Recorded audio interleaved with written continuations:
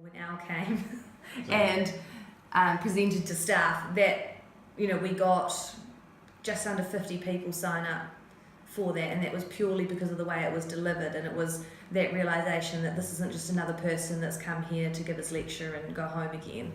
It is, I genuinely care about your school and about what you do, and I want to make things better, and I think people really needed that, because we do in a school as in education you get offered so many different courses.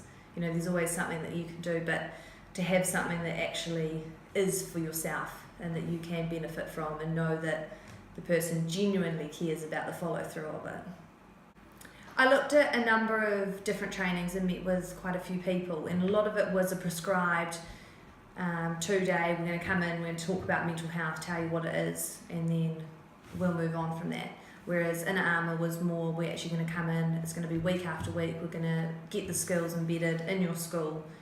So in terms of trying to weigh up into what was the best option for a school, I was thinking what is going to actually have some long-lasting impact, as opposed to just, that was an interesting course and move on. It was really interesting when we began, I think, the positive response from staff, because I didn't think we were going to get that many people sign up to it. So the first thing was like unlocking this massive need of staff going, we've been asking for this and finally we've got something.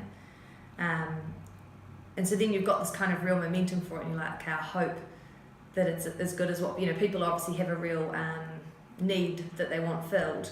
And when they started, it 100% delivered that for them. Like the first sessions we had, how emotional everyone was getting and just everyone's response to it, it definitely fit the need that we had. Going on, I think people are getting a lot more confident in trying to start embedding some of that skill, starting to see how, okay, I've done a little bit of repair work on myself, I kind of get that theory of it. Now, how can I support the students with it? It's not all research and here's just a bunch of statistics and here's a bunch of assignments we did or research that we've done here and there. It's actually using it in real life situations. It takes the whole common sense approach to psychology as opposed to sitting in a clinic or... So I think you don't need to have that background in psychology. However, if you want to start building mental health pathways into schools, which I know is on so many people's development plan, at least this is a place to start where you can get just enough without scaring teachers off and going, I didn't sign up to be a psychologist, so why are you pushing that side of it? So I think it can, the LSAs, the teachers, the therapists, everyone's been able to take what they need from it, as opposed to everyone getting the same. I think people were surprised how little work it was. The fact that it is completely a reflective capacity, it's your ability to take it on. I think they're all waiting for, okay, what assignment? Where's the trick question here? What am I going to have to do? But I think that is the whole heart of the Inner Armour program, is that it's not, I don't want a tick box task from you. It's not about you producing one piece of work to evidence that you've learned something.